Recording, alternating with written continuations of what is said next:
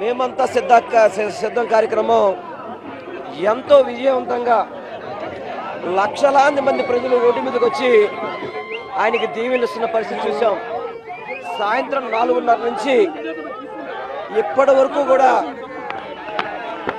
చాలా బ్రహ్మాండంగా జరుగుతున్న తరుణంలో ఇది చూసి తట్టుకోలేక చంద్రబాబు నాయుడు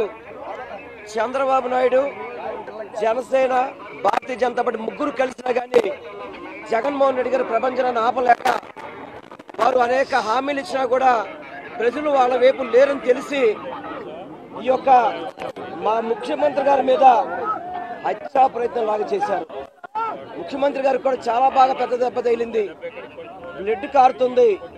ఆ తర్వాత పక్కనే ఉండబట్టి ఆ రాయి నా కంటికి కూడా తగలడం జరిగింది. ఇది చాలా దుర్మార్గం. చంద్రబాబు నాయుడికి పిల్లనిచ్చిన మావని నందమూరి తారక రామారావు గారి మీద చెప్పులు ఇస్తే దుర్మార్గుడు చంద్రబాబు.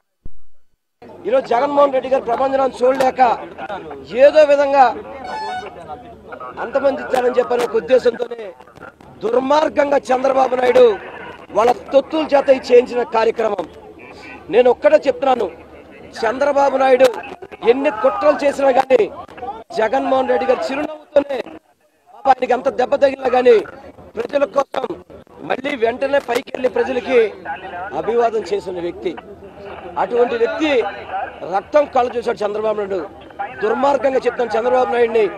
ఇటువంటి నీచపు రాజకీయాలు, వెండుమోటు రాజకీయాలు, హత్య రాజకీయాలు, దుర్మార్గపు రాజకీయాలు చంద్రబాబు నాయుడు తెరలేపాడు. గతంలో ఇలాగే విజయవాడ నగరంలో వంగవీటి మోహన్ రంగా గారిని హత్య చేశాడు. అనేక రకాలుగా విజయవాడ నగరంలో ఎన్నో కుట్రలు చేసిన వ్యక్తి చంద్రబాబు నాయుడు.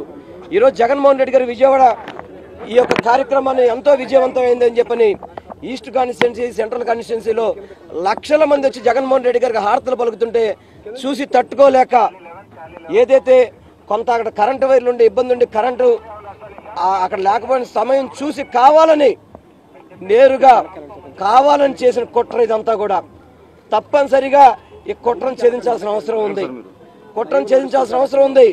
జగన్మోహన్ రెడ్డి గారికి తప్పకుండా ఇటువంటి కుట్రల నుంచి రక్షణ కల్పించాల్సిన అవసరం ఉంది.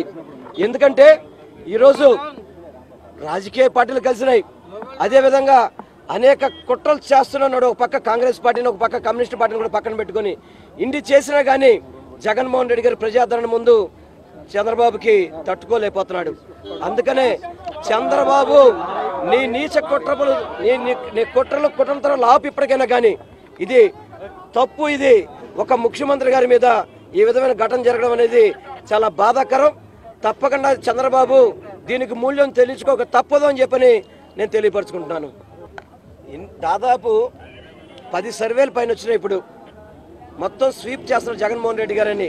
జగన్మోహన్ రెడ్డి గారు ఈ రాష్ట్రంలో మళ్ళీ స్వీప్ చేయబోతున్నారని చెప్పని ఏదో ఒక్క సర్వే, ఒక డబ్బా సర్వే తప్ప మిగతా 9 సర్వేలు కూడా జగన్మోహన్ రెడ్డి గారు గెలుస్తున్నారు.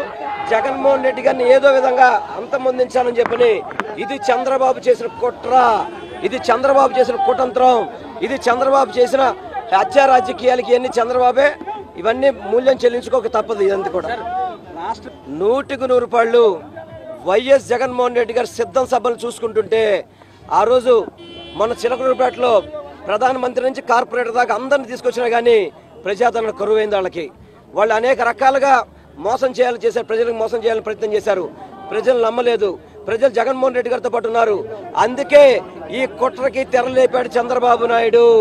ఈ కుట్రకి కారణం చంద్రబాబు నాయుడే. చంద్రబాబు తొత్తులతో చేయించాడు. ఇది చాలా అమానుషం అని మాత్రం మీ అందరికీ తెలియపరచుకున్నాను నేను.